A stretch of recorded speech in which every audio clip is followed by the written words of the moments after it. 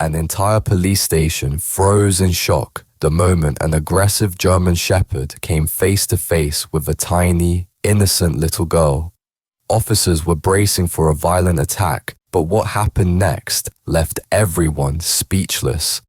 A dog that growled at every cop suddenly went silent and did something no one could explain. Why did this terrifying K9 change the moment he saw her? And how did this little girl stand her ground when even trained officers wouldn't dare go near him? To find out the truth behind this unbelievable moment, watch the full story till the end. Hit that like button. And if you're new here, subscribe for more incredible stories. And comment below, where in the world are you watching from? Now let us begin. The late autumn wind scraped dry leaves across the parking lot of Cedar County Police Department as Sergeant Luke Morgan pushed through the lobby doors, coffee in one hand, paperwork in the other. Before he even reached the front desk, the sound hit him low, guttural, vibrating the air like a warning shot. Shadow was awake again. The Department S German Shepherd, formerly Officer Daniel Briggs' K9 partner, had become a living storm since the explosion that took Briggs' life 3 months earlier. The dog had been pulled from the rubble, half burned, half mad, and wholly broken. His once clear eyes now flickered with something feral, something wounded. Anyone who walked too close to his holding room faced snarls that could shake bone. Shadow wasn't just aggressive, he was grieving.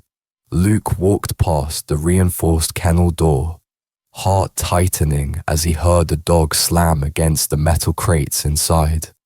Officers moved quickly down the hallways, keeping clear of that section. Even veteran cops avoided him. Everyone whispered the same thing. That dog's gonna kill someone one day. But Luke didn't fully believe that. He had been there the night of the explosion, had seen Shadow clawing at the debris, crying like a child until his voice broke. Luke knew grief disguised itself in different skins. He carried his own scars too. Still, no amount of empathy eased the tension when the dog growled hard enough to rattle the walls. Luke reached his office, dropped into his chair, and began sifting through the paperwork he never caught up on. It was supposed to be a routine morning. Quiet. Predictable. Then his phone buzzed. "We're downstairs," came his wife Emily's voice. Luke nearly choked on his coffee. "Wait now, you brought Mia here today." "She wanted to see where you work," Emily said gently. "She made a drawing for you." Luke scrubbed his face with his hands.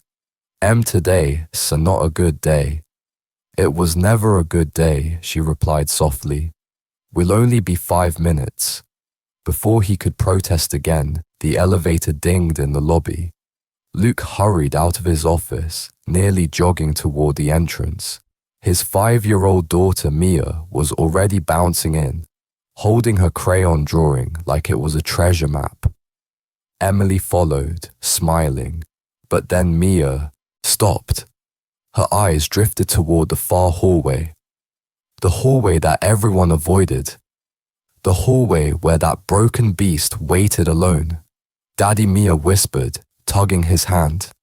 "What is that sound?" Luke froze. A deep, rumbling growl rolled from Shadow's room like thunder brewing beneath concrete. "Mia, sweetie, stay close to me," Luke said, voice sharp. "We were not going down there."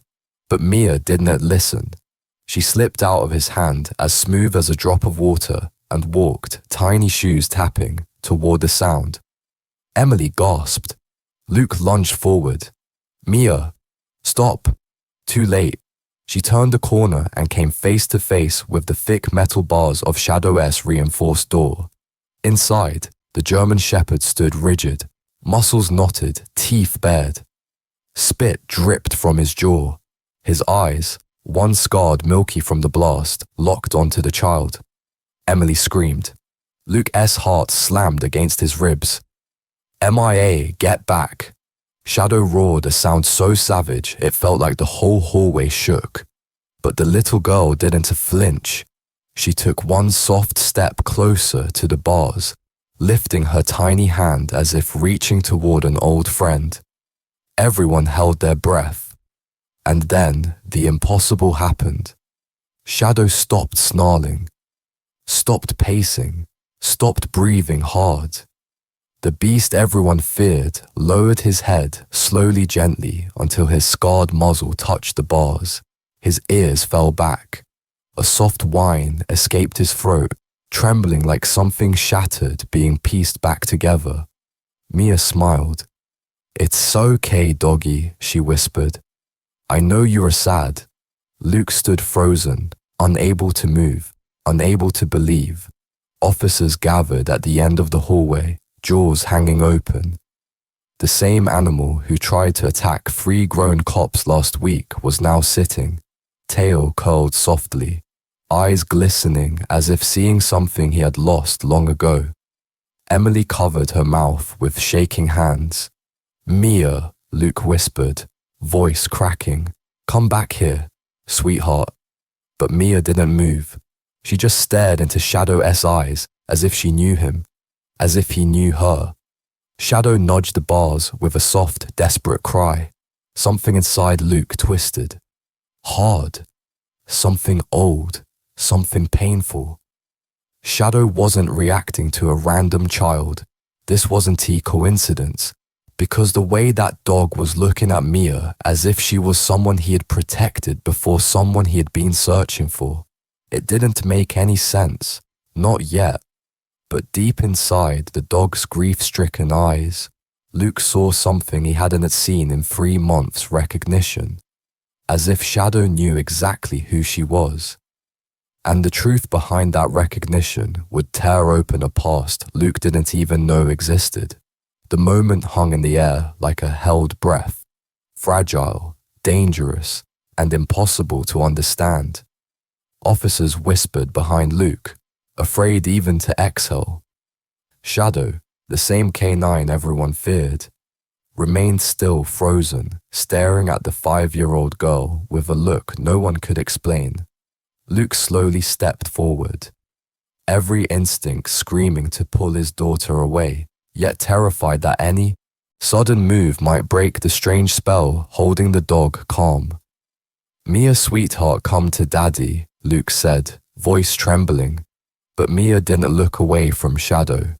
Her small fingers pressed against the cold metal bars. "You're not scary," she whispered.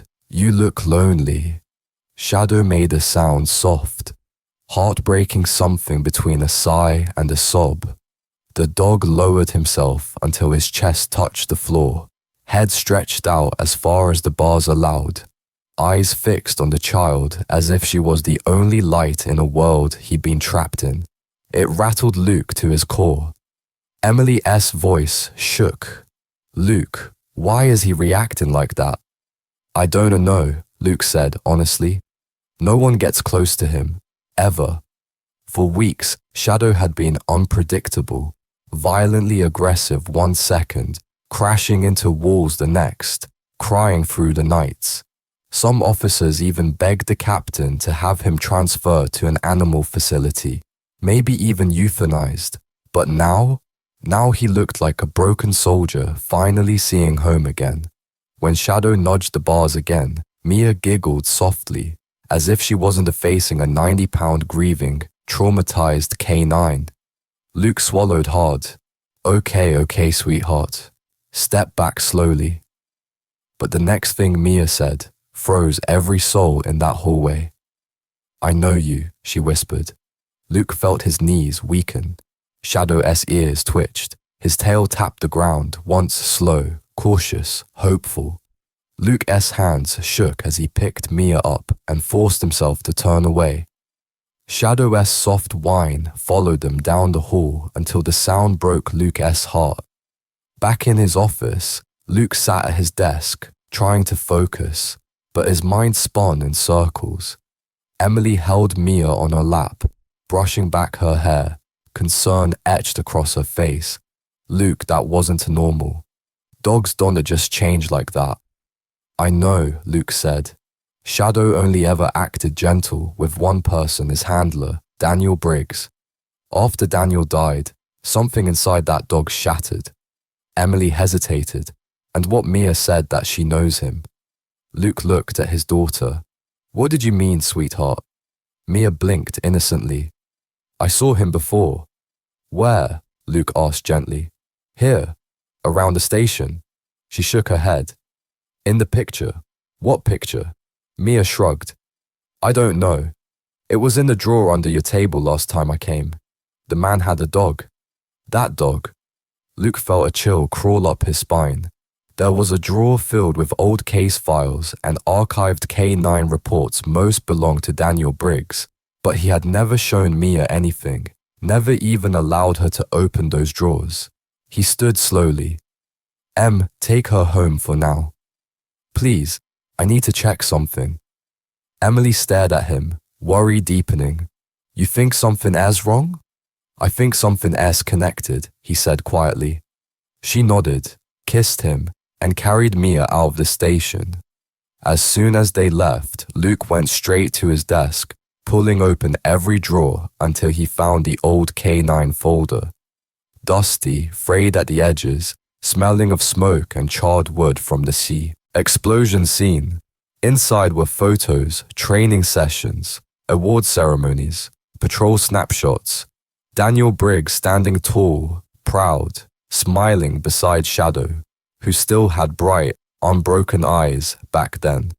Luke sifted through picture after picture until one slipped out face down, old, the corner burned. When he flipped it over, his breath caught in his chest. It wasn't a training photo. It wasn't a ceremony. It was Daniel Briggs at a backyard barbecue holding a baby.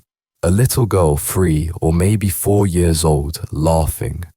Arms wrapped around Daniel's neck, and at their feet, Shadow sat proudly, tongue out, tail wagging. Luke's blood ran cold, because the more he stared at the child in the photograph, the more the shape of her smile, her bright eyes, her little ponytail looked familiar. Too familiar. It looked like Mia. A shiver crawled across his skin. He stared at the date printed in faded numbers. August 12th, 2020, 3 years before Daniel died in the explosion. Luke whispered to himself, voice cracking, How is Mia in this picture? But the twist didn't end there. Tucked behind the photo was a folded sheet of paper, a letter addressed to Daniel, written in shaky handwriting, unsigned. He opened it. Inside, only one sentence. She is safer if no one knows she is mine. Luke staggered back, gripping the edge of his desk. Daniel Briggs had a daughter, a hidden daughter, and if that child in the photo was truly Mia, that meant Shadow wasn't reacting to a stranger. He was recognizing family. But how? Why? Luke desperately needed answers, and right then, down the hallway, Shadow began barking loud, frantic, not aggressive this time, desperate. Luke's instincts flared. Something was wrong, something very, very wrong, because those weren't angry barks, they were warning barks. And within seconds, the station alarm began blaring. Intruder alert, south entrance.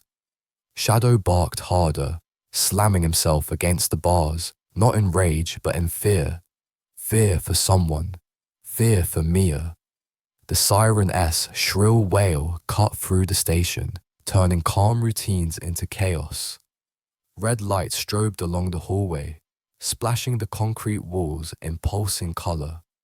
Officers rushed to their positions, radios crackling with overlapping voices. South entrance breach, someone shouted. Lockdown, now. Luke's heart slammed against his ribs. The alarm wasn't a drill, and Shadow's frantic barking had started before the system even triggered. He sprinted toward the monitoring room, shoving the door open with his shoulder. Inside, Officer Ramirez was already at the wall of monitors, fingers flying over the controls. What do we have? Luke demanded. Ramirez pointed to a grainy camera feed. On the south side of the station, a tall figure in a dark hoodie and cap moved quickly along the back wall, avoiding the main door, heading instead toward the lower emergency exit. No ID badge, Ramirez muttered. Covering his face, came in under the blind spot between cameras 7 and 8. Figure paused near a steel door labeled Archives Evidence. Storage authorized, personnel only. Luke's stomach flipped. That room holds the Briggs explosion file, he whispered. The moment he said Daniel S. name, Shadow S. barking grew even more frantic down the hallway, deep, hoarse, almost panicked. Ramirez swallowed. You think this is connected to Briggs' case? I think Shadow does, Luke said, jaw tightening. Get a team to the south stairwell. I'll take the hallway and cut him off. He turned to leave, but paused. The barking wasn't just noise. It was patterned, urgent, focused. Like the dog understood exactly what was happening and was trying to drag the whole station awake. For 3 months, Shadow had been useless in everyone's eyes, a trauma case they didn't know what to do with. Now, he sounded like a working K9 again. Luke made a decision before fear could talk him out of it. He sprinted down the corridor toward Shadow's reinforced room. The dog was hurling himself at the bars, not snarling at the officers passing by, but looking straight toward the direction of the south entrance, as if he could see through walls. Dust rose from the floor every time his paws slammed the concrete. Shadow, Luke shouted. The dog turned, chest heaving, eyes wild, but not with blind rage, with intent, with urgency. Luke stepped closer than he ever had before. The other officers around him stiffened. Sergeant, what are you doing? One of them whispered. You open that door. He's going for your throat.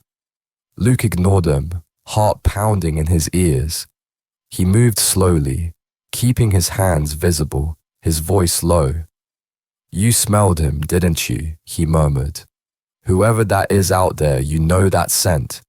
Shadow's ears twitched, his head tilted just slightly. You recognize him, Luke whispered, just like you recognized Mia.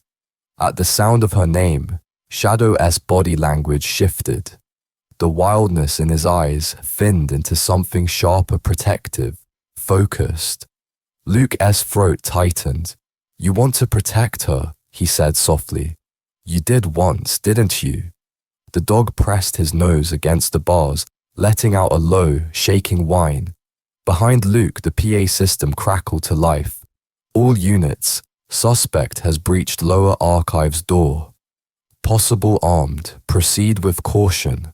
Ramirez's voice came through the radio clipped to Luke's vest. Sergeant, we've got movement on the south exterior too. A black pickup just rolled into the back lot. It's blocking the exit where your wife parked. Luke's vision tunneled. Emily Mia. He didn't think. He moved. Open it, Luke snapped. Captain Harris, who had just arrived, stared at him like he'd lost his mind. Absolutely not. That dog is unstable, Morgan. We don't have time to deal with you in pieces if he is not trying to attack us, Luke cut in. He is warning us, and if that creep out there is connected to Briggs, then Shadow is our best chance at finding him and getting to my family. Harris hesitated, warring with logic in his eyes. Another alarm pinged over the system. Rear lot motion increase. Captain, Luke said, voice rough. If anything happens to my daughter because we kept the one animal who recognizes that man locked up, I'll never forgive myself. And neither will you. Silence. Then Harris cursed under his breath. Fine, but you go in alone. You get one chance. If he goes for you, we trank him and that's it. Luke nodded. His hand shook as the officer with the keys stepped forward, sliding the heavy bolt free. The steel door groaned open an inch. Shadow tensed, muscles coiling like a spring. Easy, Luke breathed. He stepped inside, closing the door halfway behind him to limit any chaos if things went wrong. The scent of metal, concrete, and dog filled his lungs. Shadow was inches away. Up close, the scars along his muzzle and ear were sharper, the burned patches along his side stark against his fur. His chest rose and fell like a drum. Luke's instincts screamed to keep distance. Instead, he extended a trembling hand slow, palm down, fingers relaxed. Shadow's lips twitched, revealing a flash of teeth. "Hey," Luke whispered. "I know you miss him. I know you lost your person. But that little girl out there, she is not just mine. She's connected to you too. If you want to protect her, you'll have to trust me." The dog's eyes glistened raw, broken and searching. For one breathless second, everything hung on a knife's edge. Then Shadow stepped forward. He pressed his scarred nose against Luke's palm. The contact was electric, a fragile bridge between man and animal. Luke swallowed hard, blinking away the burning in his eyes. He grabbed the canine tactical harness hanging on the wall, quietly slipping it over Shadow's shoulders. The dog stood still, as if remembering old routines buried beneath the trauma. "Good boy," Luke murmured. "Let us go to work." When the door opened fully, officers tensed, hands hovering near their weapons. But Shadow didn't even look at them. He bolted down the hallway, straight toward the rear exit. Luke and two other officers chased after him, boots pounding tile, radios crackling in their ears. "Morgan, what are you doing?" came Harris's voice over the channel. "Following the only one who knows where the danger is," Luke panted. They burst through the back door into the cold air of the rear lot. The scene hit Luke like a punch. Emily's sedan was still in the corner spot, engine running, driver's side door open.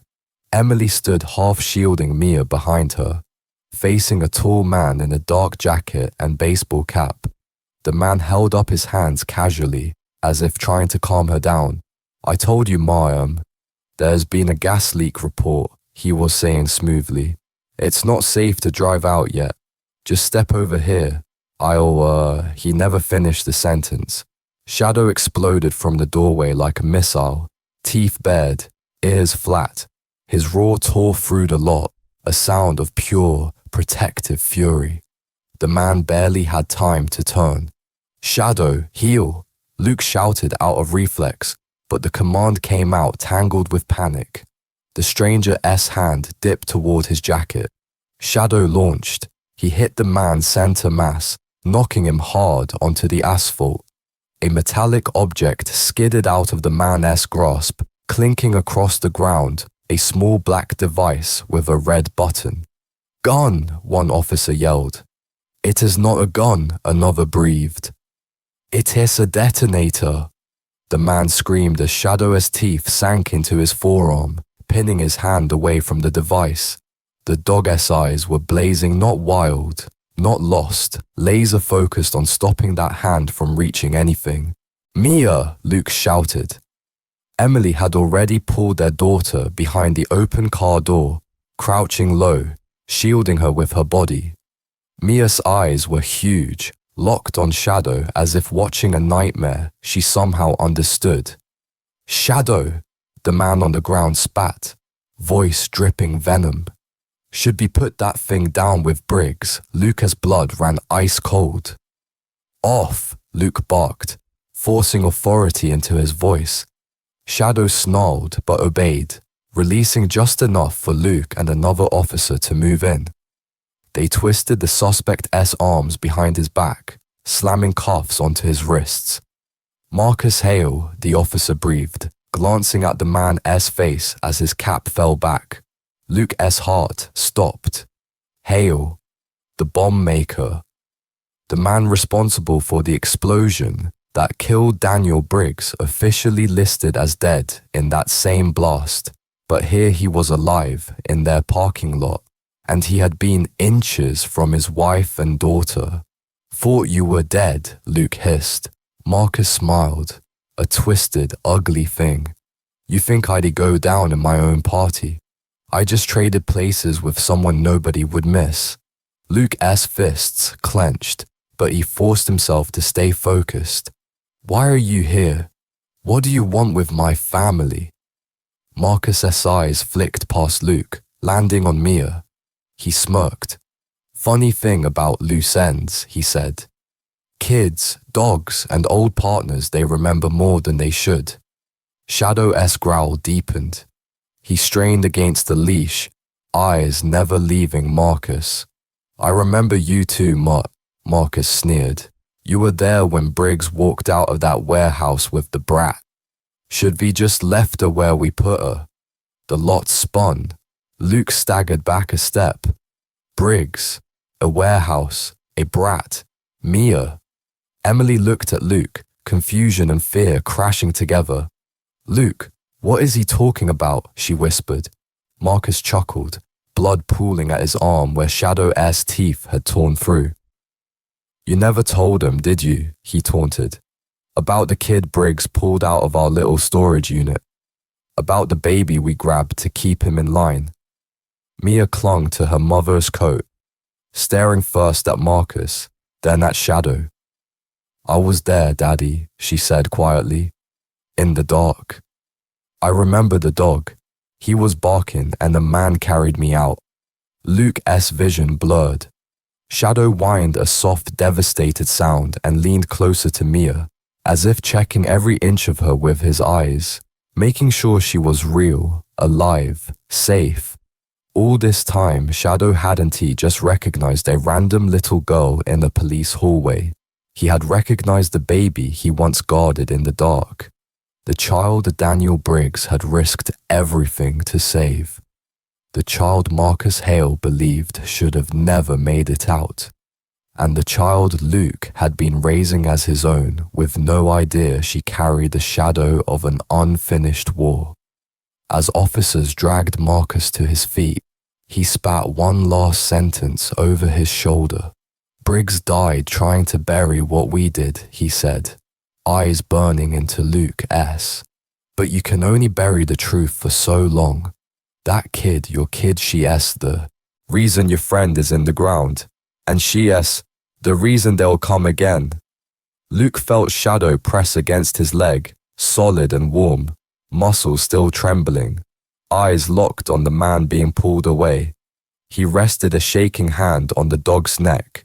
For the first time since the explosion, Shadow didn't flinch from human touch. He leaned into it, as if shifting the weight of a terrible secret he'd carried alone for 3 long months. And Luke understood one thing with painful clarity. This wasn't over. Not for Shadow, not for the case, and not for Mia. Because the human responsible for the explosion was only one piece of the puzzle. The real question still hung in the air like smoke. Who was Mia really to Daniel Briggs?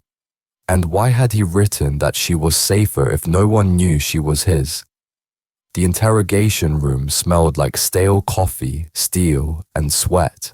Fluorescent lights hummed overhead, flickering now and then like they were nervous too.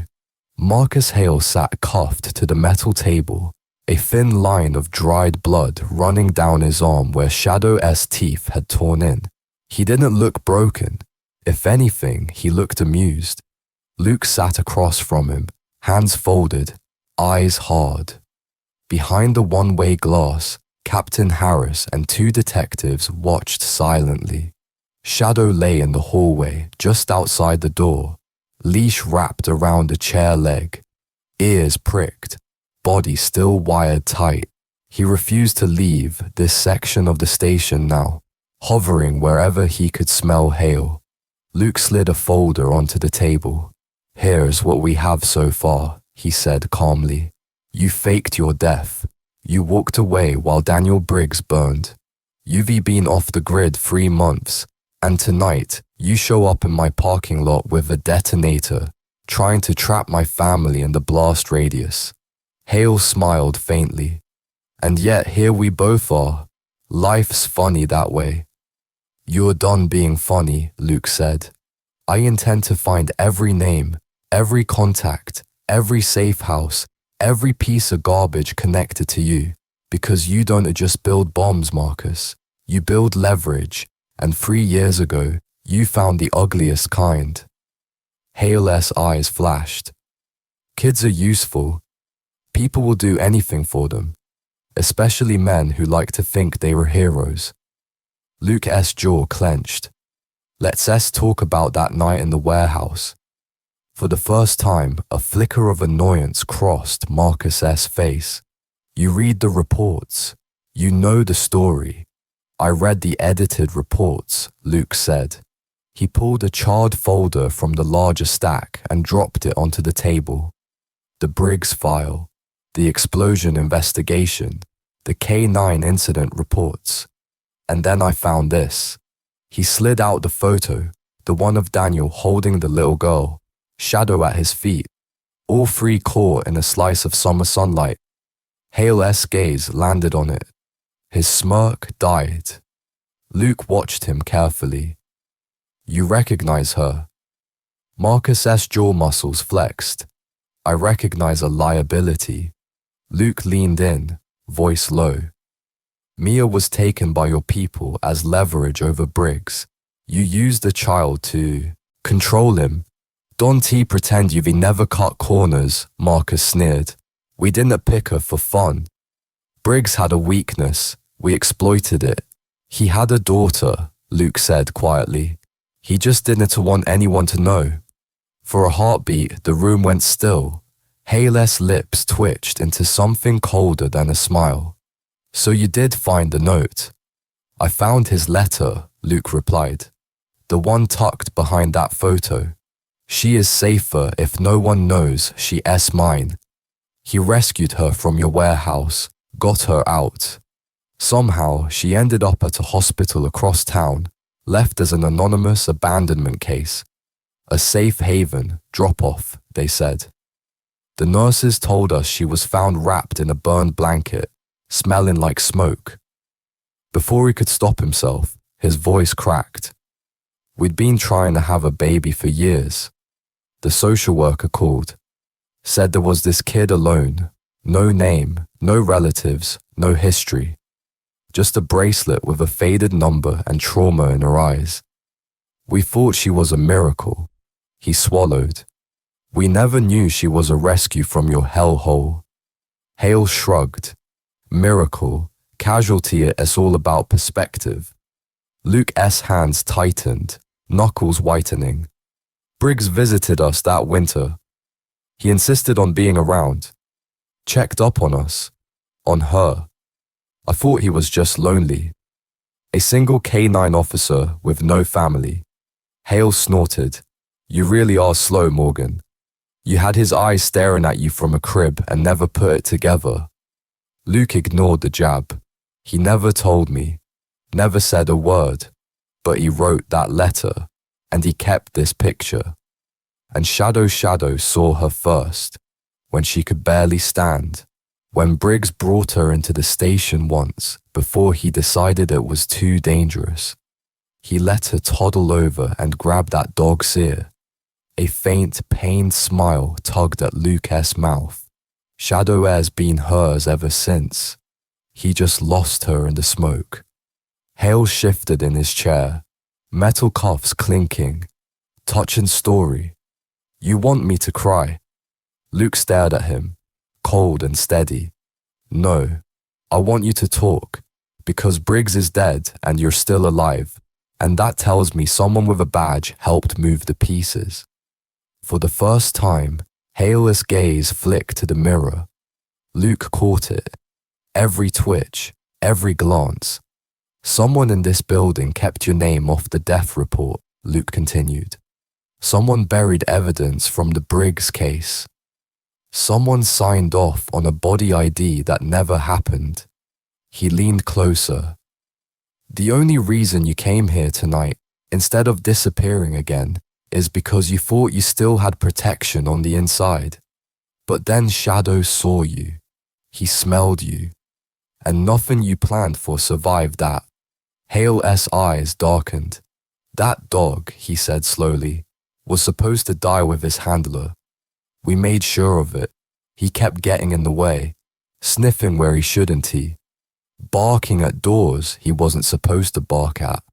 When Briggs went rogue when he started talking about exposing names, we had to remind him what was at stake. We grabbed the kid. We let him rescue her. Then we taught him what happens to men who think they can break the rules. Luke's stomach twisted. You blew him up. We sent a message, Hale said simply. And Shadow lived, Luke replied. He crawled out of the rubble. He remembered your smell. He remembered the smoke. He remembered the baby. And for 3 months, nobody listened to him. We thought he was just crazy, unhinged. We locked him in a box and told ourselves he was dangerous. He straightened, voice raw. But today, he saved my daughter's life. And he exposed you. So here's what's going to happen. Luke picked up the photo, slid it back into the folder and tapped the cover. You're going to give us names, locations, accounts, every law enforcement contact on your payroll. Or I am going to put you on every board, every bulletin, every federal list from here to DC, and those people you think you're protecting. They were going to scramble to cut their ties to you by any means necessary. Hale smirked again, but there was less confidence in it now. You think I'm afraid of prison? No, Luke said softly. I think you're afraid of dying forgotten. Men like you always are. Hale opened his mouth to respond, and then the lights flickered again. This time, they didn't come back fully. For a second, the entire station dimmed, like something sucked the power out of the walls. The emergency backup hummed, struggling to kick on. From the hallway, Shadow suddenly lunged to his feet and barked sharp, high, urgent. Not the territorial bark of a dog guarding a door. The alert bark of a bomb-trained K9. Luke shot to his feet. What is it, boy? Shadow's nose worked furiously, head swinging toward the far end of the corridor, the direction of the basement, where the generator and fuel tanks were. Ramirez's voice burst over the intercom. Sergeant, we were reading a spike in the gas levels near the generator room. Luke's blood turned to ice. Of course. Marcus Hale never brought just one contingency. Luke grabbed his radio. Evacuate the building. Now. Move everyone out, including Holding. Shadow, show me. He yanked the door open. Shadow bolted down the hall, paws thundering against the tile. Luke sprinted after him. Harris and 2 other officers right behind. They careened down the stairwell, the air growing heavier, thicker, tinged with something metallic and wrong. Shadow's barks bounced off the walls, echoing through the concrete. At the basement door, Shadow stopped dead, nose pressed to the crack, growling low and steady. Luke pulled him back, motioning the others away. His mind raced through training protocols, years of explosive ordnance briefings. A timer, a gas leak, a detonator. They'd taken one off Hale, but he was the type who liked redundancy. Cut main power, Luke ordered into his radio. Ventilate the lower level. SWAT bomb squad is en route, but we don't have time to wait. We need to find it before the gas hits a spark. He turned to Shadow, kneeling down, grabbing the dog's harness. Shadow, he said quietly, looking straight into those scarred, intelligent eyes. I know you were scared. So am I. But you've done this before. You know what you were smelling. You know where it is. Shadow panted, chest heaving, eyes flicking between Luke and the door. Find it, Luke whispered. For him. For Briggs. For her. He didn't have to say Mia's name. Shadow shoved against the door. pouring until Luke opened it. The air beyond was hot and claustrophobic. A faint hiss whispered somewhere in the room. The generator loomed at the far end, humming weakly. Thick pipes and cables sprawled across the walls. In the far corner, near the fuel line, a small metal box sat half hidden behind a stack of old paint cans. Shadow went straight to it. He didn't hesitate. He sat down beside it, stiff and still, ears pinned, staring at the device without moving. Classic alert posture. Harris exhaled sharply. That's it. Bomb Squad S still 10 minutes out. We don't have 10, Luke replied, eyes scanning. A tiny red LED blinked on the device, accelerating. He sucked in a breath. Everyone out. Clear the floor. Shadow and I will stay. The hell you will, Harris snapped. That's an order. Luke looked at him. Then court-martial me tomorrow. Right now, we don't have a choice. He moved quickly, years of emergency training snapping into place. Calm, methodical, deliberate. Cut power, kill ignition sources, reduce fuel contact. He traced the wiring with his eyes, heart pounding. Hale's style was both clever and theatrical. He liked fear. He liked drama. That often meant his devices were built to be seen, to send a message, not to withstand sophisticated interference. Shadow stayed frozen beside the bomb, like he was anchoring Luke in place with his own courage. Easy, buddy, Luke breathed. We're gonna walk out of here, you and me both. His fingers found a main arming wire, traced it back to a secondary module, the one linked to the gas sensor. A simple trigger. Gas concentration reaches a threshold. Circuit completes. Boom. Except Hale had gotten cocky. He hadn't accounted for someone who'd spent 2 years on a joint task force, dismantling crude devices in abandoned barns and motel bathrooms. Luke's hands moved. 1 cut, 2. Pulled a line from the relay, disarmed the sensor. The red LED slowed, then stopped. Silence rushed into the room like a wave. Luke exhaled shakily, realizing only then that he'd been holding his breath. He sagged back against the wall, sweat cold on his neck. Shadow finally moved. He stood, padded over, and pressed his head against Luke's chest, letting out a long, trembling sigh, almost human in its relief. Yeah, Luke whispered, burying his fingers in the dog's fur. Yeah, I'm glad that worked too. Hours later, the station was a mess of flashing lights, bomb techs, federal agents, and crime scene tape. Marcus Hale had been dragged off to a secure federal holding facility, his smugness eroded by the knowledge that his final trick had failed. The sun was starting to edge up over the horizon when the chaos finally thinned. Luke found himself standing outside the station, the morning air cold in his lungs. Emily sat on the back bumper of an ambulance, a blanket over her shoulders. Mia sat beside her, legs swinging.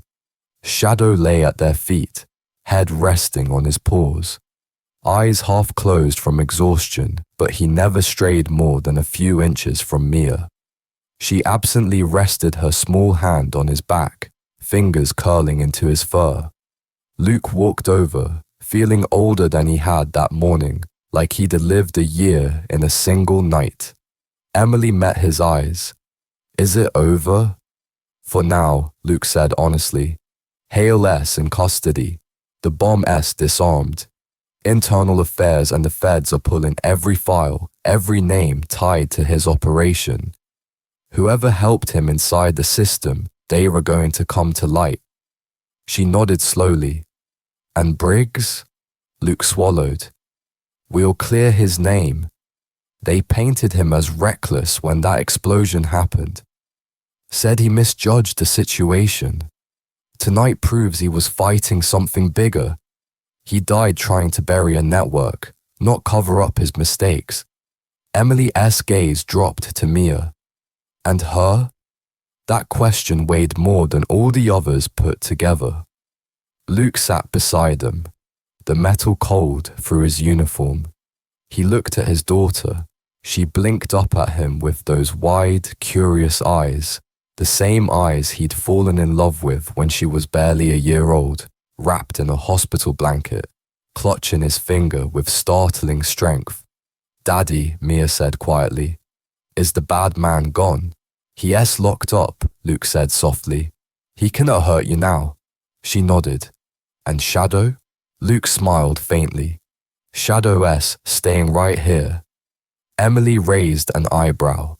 "Right here as in home," Luke said. "The department can keep him locked in a concrete room after what he did. He is too tied to this case, to this family, to her." He reached down, scratching behind Shadow S' ear. The dog S eyes fluttered closed, leaning into the touch. "I am going to petition for his retirement and permanent transfer," Luke continued, "on medical grounds and trauma exceptions. He S earned his peace, and I think he already picked where he wants to spend it." Mia giggled softly. "He's my dog now." Luke's throat tightened. "He was your dog a long time ago, kiddo. We just didn't understand it yet." Emily watched them, emotion shimmering in her eyes. Luke about Briggs, and Mia. What are we going to tell her? He looked out over the parking lot, where the first rays of sunlight were painting the asphalt gold, turning the chaos of the night into something almost ordinary. "We're going to tell her the truth," he said finally. "But when she's old enough to carry it," he turned back to his daughter. "You were loved before we ever saw you," he said gently. "There was a man who risked everything to pull you out of a dangerous place. He and this dog," he nodded at Shadow, "followed each other through fire to get you out. He couldn't stay, but he made sure you found us." Mia tilted her head, considering. "Was he a hero?" she asked. Luke's voice came out rough. "Yeah, he was. And is he watching me now?" Luke glanced up at the pale morning sky. The answer sat heavy but peaceful in his chest. "I like to think so," he said. "And if he is, I think he's proud of you, and grateful that Shadow finally found you again." Mia seemed satisfied with that. She slid off the bumper and wrapped her arms around Shadow's neck in a clumsy hug. The big dog tensed for a heartbeat habit. Memory then relaxed completely, eyes drifting shut, a deep, steady breath filling his lungs. For the first time since the explosion, he looked peaceful. No pacing, no crashing into walls. Just a soldier who had finally completed his last mission. Weeks passed. Hale's testimony cracked open a web of corruption, an officer in a neighboring county, a clerk who altered death certificates, a federal contact who rewrote intel. Briggs' name was cleared in a quiet ceremony, his photo rehung in the hallway of honor. Shadow wasn't there for the speeches. He was in the back row, lying next to Mia's feet, his head resting on her pink sneakers as she swung them back and forth, humming under her breath, half listening as grown-ups talked about sacrifice and duty and justice. Luke stood near the front, watching all of it, watching how the hardened officers who once crossed the hall to avoid Shadow now reached down to ruffle his fur as they passed, how the captain, once skeptical, now kept a framed photo of K9 Officer Shadow and Officer Briggs on his desk, how Mia drew new pictures for the station stick figure cops, big brown dogs, and a little girl holding their hands. One of those drawings quietly replaced the charred photo in Luke's desk, not to erase the past, but to stitch it to the present. One evening, after the crowd had left and the sun was melting into the horizon, Luke, Emily, and Mia walked out of the station together. Shadow trotted beside them, leash loose, posture relaxed. The sky was streaked with orange and purple. The air smelled like rain waiting in the distance. Mia squeezed Luke's hand. "Daddy." "Yeah, bug." Do you think Shadow remembers the fire? Luke looked at the dog, at the faint scars peeking through his fur, at the way his ears still flicked toward distant sirens. I think he does, Luke said honestly, but I also think he remembers something else now. What? Luke smiled. You. Mia grinned and let go of his hand, running a few steps ahead, Shadow bounding after her. She turned and laughed a sound bright, free her ponytail bouncing, her shoes kicking tiny stones across the asphalt. Shadow stayed glued to her side, every step measured, every glance protective, as if he had finally found the one place in the world that made sense, as if all the smoke, all the noise, all the broken nights had been pushing him toward this quiet street, this small girl, this new life. Emily slipped her arm through Luke's. Are you okay? She asked softly. He watched his daughter and the dog race toward the corner, silhouetted against the glow in the sky. Yeah, he said, voice low, steady. We've still got work to do, cases to close, people to bring down. But for the first time in a long time, I feel like we're not just surviving. He exhaled, letting the tension of the past months finally drain out of his shoulders. We're re-healing. Up ahead, Mia stopped at the curb and looked back. Daddy, she called. Come on. Shadow says we re-slow. Shadow barked, tail wagging hard, as if he understood every word. Luke laughed, a real, unguarded sound he had not heard from himself in a long time. Yeah, we re-coming, he called back. He and Emily walked forward together, step by step, toward a little girl and a loyal dog waiting at the end of the sidewalk.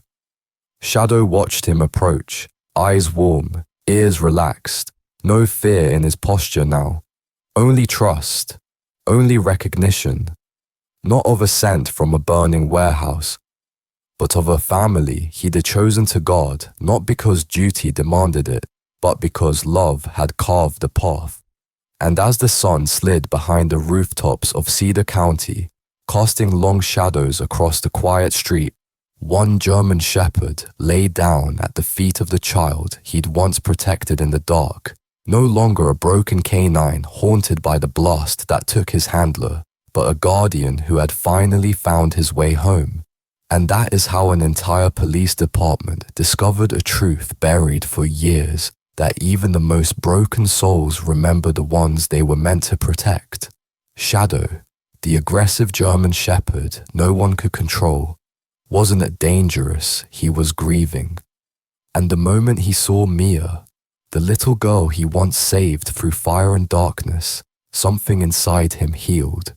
Tonight, he's no longer a traumatized canine locked behind metal bars.